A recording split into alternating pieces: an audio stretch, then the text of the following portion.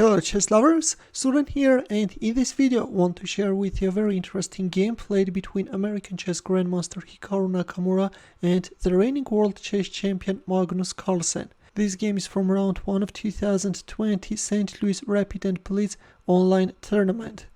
The game was played in a rapid time control, and Nakamura, who had white pieces, opened up with e4.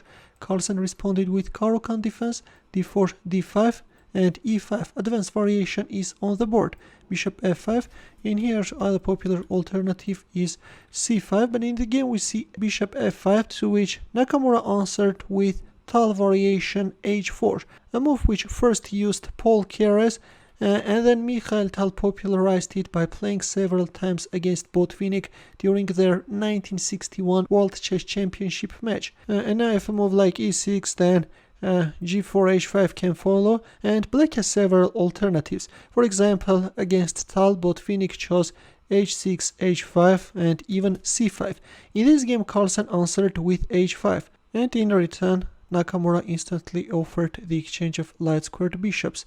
e6, bishop g5, queen a5 check, knight d2, queen a6. This is a well-known theoretical line where black is offering the exchange of queens, and after the exchange, black is solving all the problems and is like playing French defense without this light-squared bishop.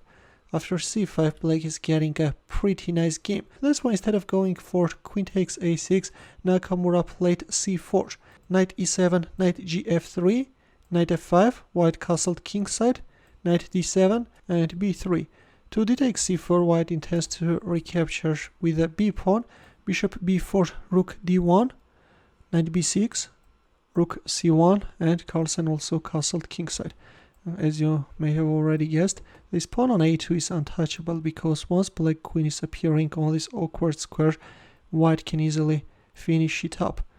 If c takes d5, then queen b5 check is winning, and if knight takes d5, then knight e4 taking under control the c3 square and threatening rook b1. That's why to rook a c1, Carlsen hurried with castling kingside. Knight f1 and c5, Carlsen is heating up the center further. D takes c5, d takes c4, queen b1. White is choosing a line which requires an utmost precision. B takes c4 is an alternative, and then knight e3. But in the game we see queen b1, and now let's see what's the problem with it.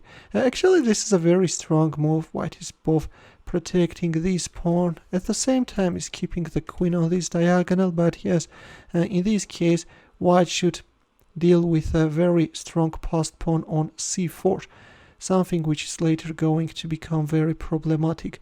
Now if b takes c4, then black can play knight takes c4 followed by b5, and suddenly black pieces are getting really very active. That's why to bishop takes c5, Nakamura answered with b4. Bishop goes back on e7 and knight g3. Well, at this point, going for the exchange of dark squared bishops and then playing knight g5 is better, and then knight g3 creating knight takes h5 threat, though black can neutralize it by playing queen b5. Yeah, now knight takes h5 is not that good. Black has queen e5 move. That's why white should stick this pawn by making a move like, I don't know, queen e4 or rook e1. In our game to bishop e7, Nakamura answered with knight g3. Here Carlsen went for the exchange of knights on g3 and then protected the bishop with rook e8. By the way, if you hurry and play bishop takes g5, then in this case, in the end of the day, white has this very nasty knight takes e6 move, and black's king side is collapsing. That's why to f takes g3 we have rook e8 answer.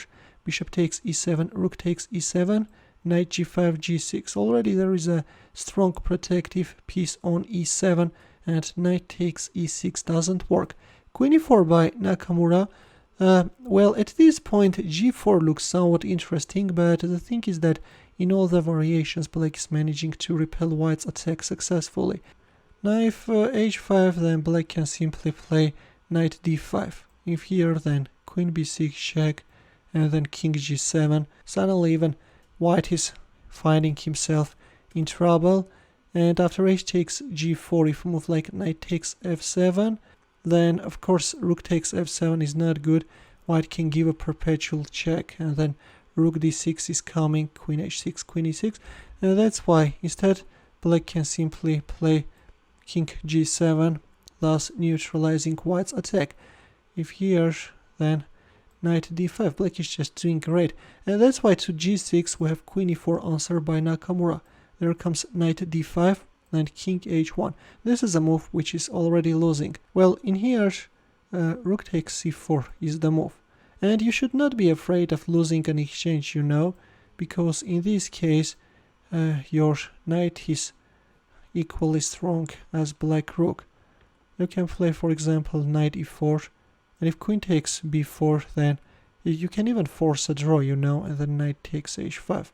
Yeah, you can force a draw. But instead to knight d5 we have king h1 answered, and there comes c3. Suddenly this pawn is becoming a huge menace for white. Rook c2, rook c8, queen f3, queen a4. Gradually black is intensifying the pressure, and now the pawn on b4 will also drop. We have a double attack. Rook goes on f2, but first we see c2, although queen takes b4 is also playable. Rook c1, rook c3, there it goes. Suddenly white's position deteriorated really very badly. Queen e2, queen takes b4, king h2. Well, knight e4 can somewhat prolong white's resistance, but even in this case there is no hope of saving the game, you know. Queen takes e3, knight g4. Yeah, again black is winning. In our game too, queen takes b4, white answered with king h2, and there comes rook takes g3. A nice tactical shot by Carlsen. The pawn on c2 is untouchable. There is this queen takes h4 threat. Nakamura accepted the rook sacrifice, and we have queen a3 check, king h2, queen takes c1, queen c4. Well, if queen takes c2, then black is eager to exchange the queens. Black has two extra pawns. In the game we see queen c4 and rook c7 by Carlsen. The rook is coming to support the c-pawn. Queen b5, and there comes queen takes g5, the last blow which forced Nakamura to resign. If h takes g5, then the new queen appears on the board. Victory is just a matter of moves. That's why at this point we see a resignation. Well, that was another very nice game by Magnus Carlsen. That prophylactic king h1 move was really bad of Nakamura, after which his position collapsed quickly. Yeah, looks like that allowing black to get a passed pawn on the c-file was a very adventurous decision. But the way Carlsen is managing to prevail over his opponents is simply fantastic, you know, guys. In the end, a chess puzzle for you where the task is to find the winning line for white. It's white to move, and as usual, we'll wait for your answer in the comment section.